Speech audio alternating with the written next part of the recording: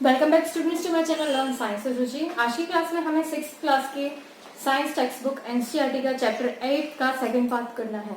पिछली क्लास में हमने बॉडी मूवमेंट्स इन ह्यूमंस कैसे होता है वो देख लिया था।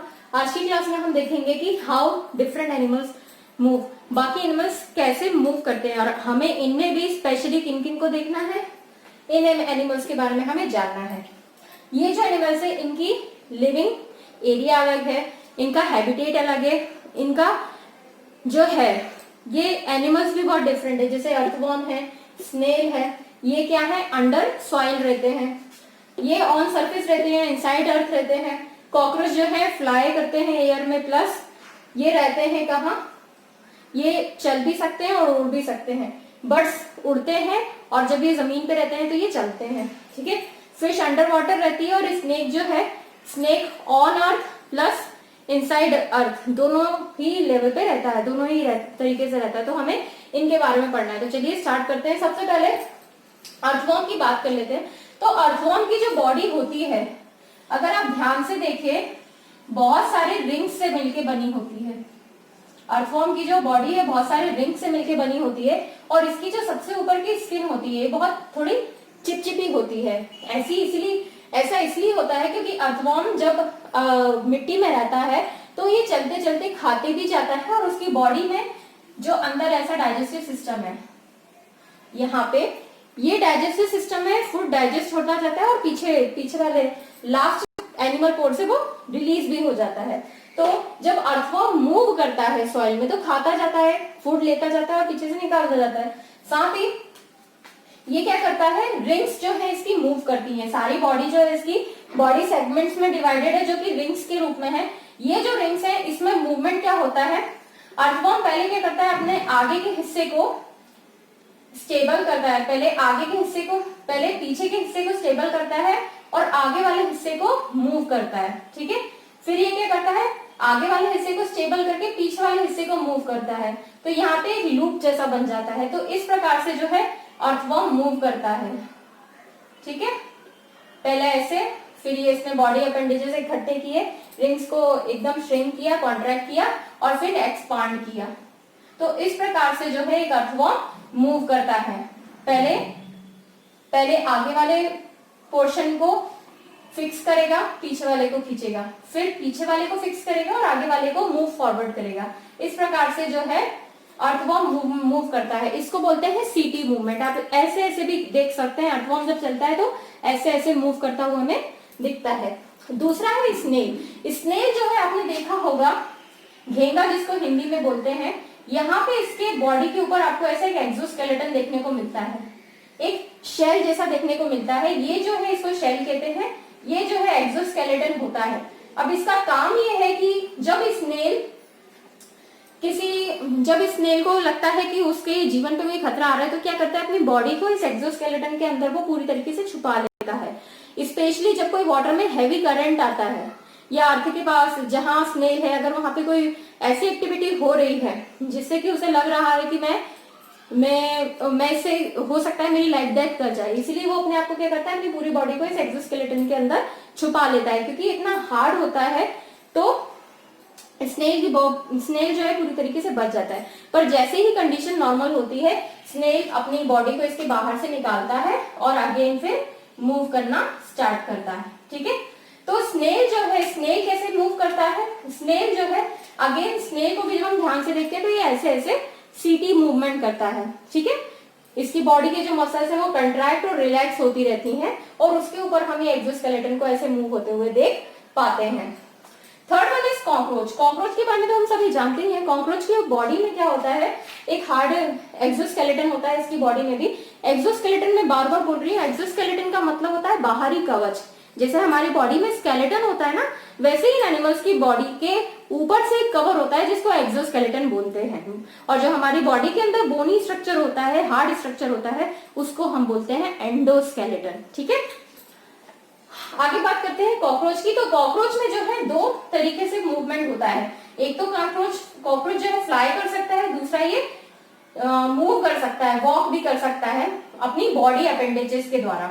बॉडी अपेंडेजेस बॉडी अपेंडेजेस आपने देखा होगा, बॉडी जो है कॉकरोच की कुछ इस प्रकार से होती है और उसमें जो है ऐसे लेग्स दिए रहते हैं। ये जो लेग्स हैं आगे ब्रेस्ट वाले एरिया से जुड़े रहते हैं और इन एक्सोस्केलेटन से जो है 2 विंग्स जुड़ी रहती हैं, 2 विंग्स जुड़ी रहती हैं और इनके थ्रू जो है कॉकरोच जो है मूव कर पाता है।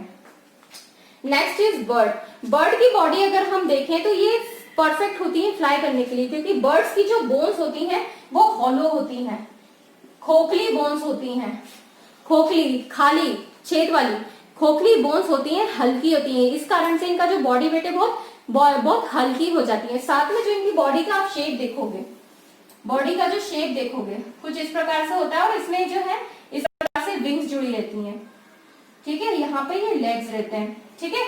तो जो बर्ड है, बर्ड के जो विंग्स हैं, विंग्स जो है पूरा फेदर से बने होते हैं। फेदर क्या होते हैं, लाइट होते हैं, बहुत वेट में लाइट होते हैं और ये फ्लाइट करने में, हवा में जब ये रहते हैं तो इनको फ्लाइट करने में हेल्प करते हैं, बॉडी के वेट को बैलेंस करते हैं एयर एटमॉस्फेरिक प्रेशर के साथ, ठीक है। जब बर्ड्स हवा में उड़ रहे होते हैं तो इनके पैर जो है कुछ ऐसे ऊपर रहते हैं, पर जब ये जमीन पे आते हैं तो ये जो इनके पैर हैं ये इनको मूव करने में हेल्प करते हैं, क्योंकि ये जो लेग्स हैं इनकी बॉडी के वेट को बैलेंस करते हैं और साथ ही इनको आगे चलने में हेल्प करते हैं, ठीक है।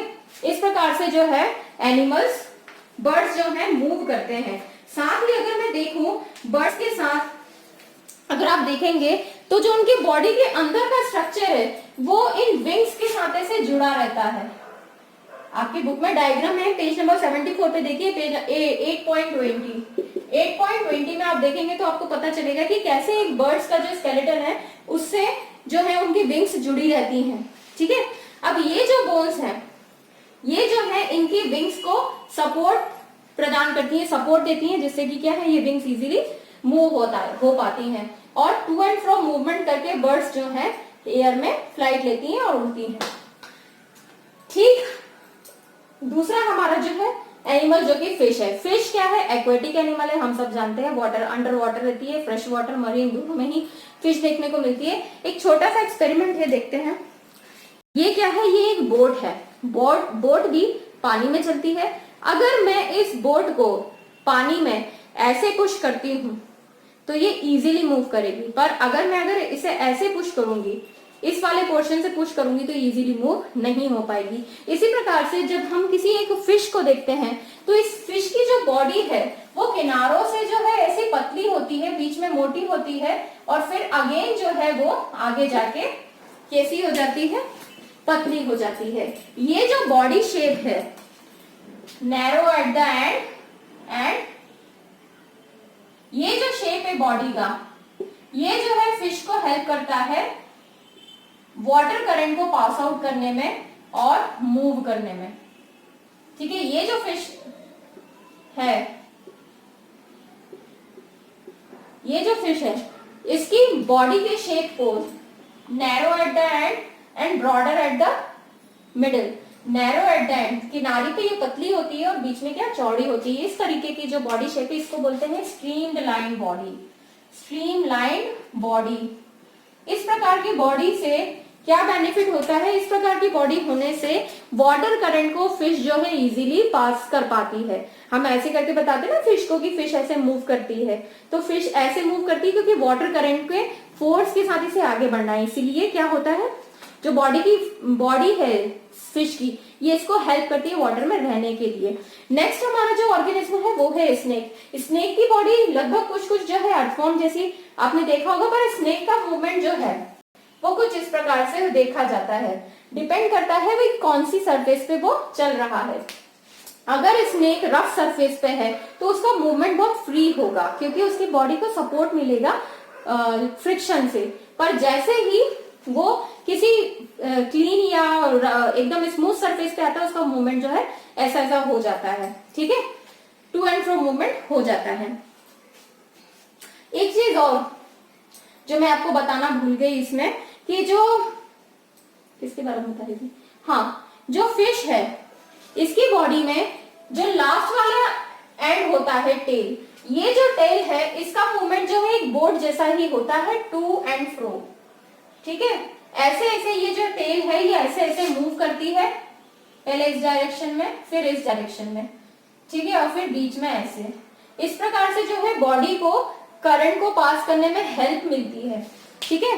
जैसे कि ये वाला पोर्शन है, ये वाला पोर्शन ऐसे ऐसे मूव करता है फिश का, तो ये फिश जो है आगे बढ़ती है, इससे क्या वाटर करंट को पास करने में फिश को हेल्प मिलती है, ठीक है बच्चों।